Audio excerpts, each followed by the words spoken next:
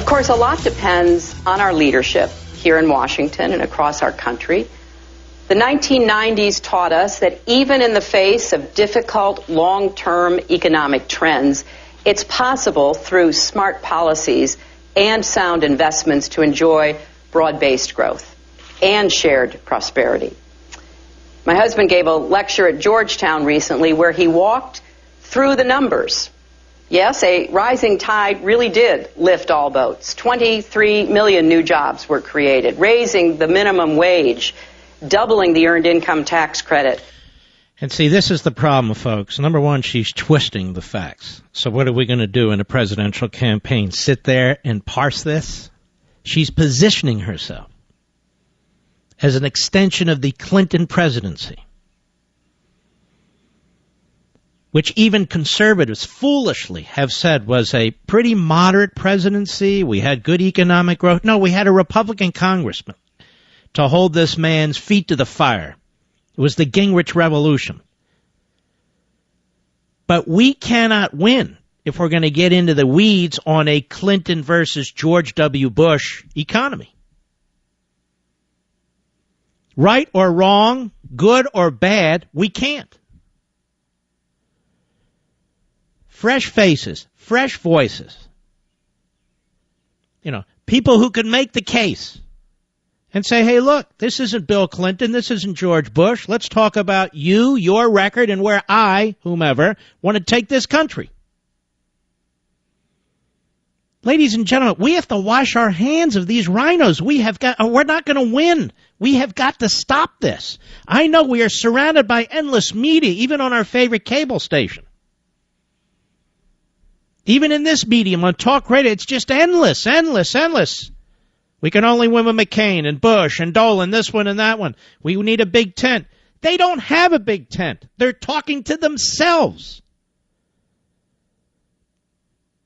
Millions of people didn't vote the last election cycle. That is outrageous. You know what, folks? We had Obama on the ropes. I should put it this way. He had himself on the ropes. The economy stunk. Jobs were not being created. People didn't want Obamacare. The border wasn't secured. The man is a radical. He had a horrific record, and we couldn't take it to him. We couldn't pin his shoulders to the mat. Why? And Hillary Clinton will be even more elusive. Terrible, terrible, terrible. And I bring this up because it's crucial that we be prepared for this. And just because it's Friday, we don't take a day off and start blabbering like idiots behind a microphone. And she said this, cut 10, go. I remember being on the Budget Committee in the Senate my very first year with the new administration making different choices. And the next 8 years taught us different lessons about how, by policy choices, we can turn surpluses into debt. Stop right there. So she is now camouflaging her lack of a record, her radicalism, in lies about her husband's record. And what will a Jeb Bush do? Is he going to just let his brother's record hang there? Is this going to be a rerun? I mean, we really have to think this through. Many of you listening to me like Jeb Bush.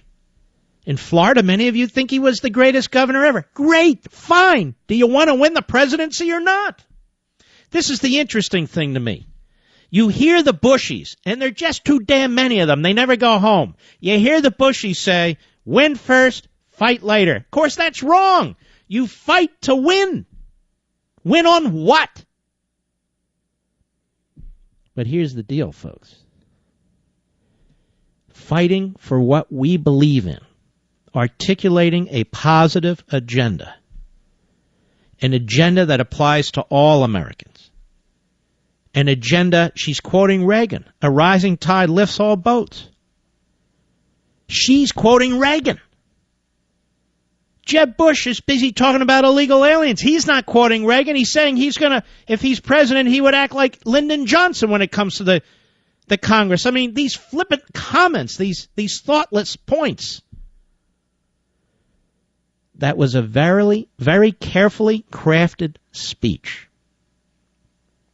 She's often running, should she choose to run, she's often running with positioning herself.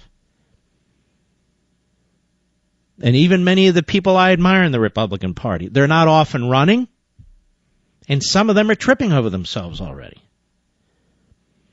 You know, my good friend Rick Santorum, we strongly disagree on this minimum wage issue, and there'll be others with whom I disagree on these various issues. But he's right, certainly about one thing, and that is to reach out to all these blue-collar workers, particularly blue-collar Democrats. Many of you are in my audience. You want to vote for a statesman. You want to vote for somebody who cares about growing the American economy, who wants to create wealth. Yes, profit, businesses, jobs. Who cares about community? Who cares about marriage? Who cares about faith? Who cares about American values? Who cares about patriotism, the rule of law, securing the border? The rhinos.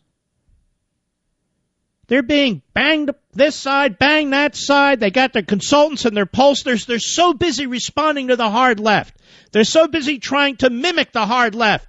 They're missing the point. And the reason is, folks, they're not conservatives.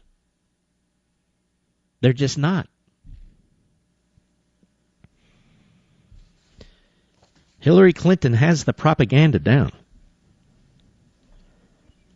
She has the, listen, I detest the woman. I really do. I know about her background. I know what she is really like. I know what she's really done. Trust me, I do. That's not my point.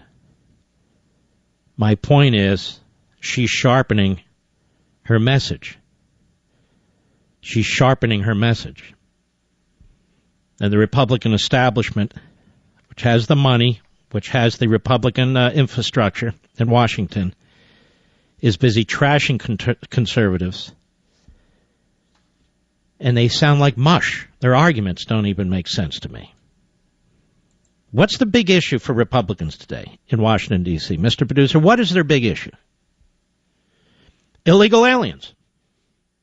That's their big issue. It's down the list number 20, 25 for the American. That's their big issue. Now let me ask you a question. If you are a coal miner, if there are any left, in Kentucky, if you're a steel worker in western Pennsylvania, what do you think about that? Is that going to attract your interest? No, not in the least. I don't get it. It doesn't even help the economy. Gosh, there's so many things you can say, given this administration's record. There's so many things you could say, given Hillary Clinton's record, and yes, Bill Clinton's record. There's so many things you can say that are positive. There's so many things you can say about growing the economy, unleashing the American people so they can be who they are. About taking on a centralized government that is despised, increasingly despised by the American people. And they won't say it. And they don't say it, but she is on her game. I'm just alerting you to this. No, she's not. I mean, it doesn't mean she can't be taken. I'm just saying she is on her game.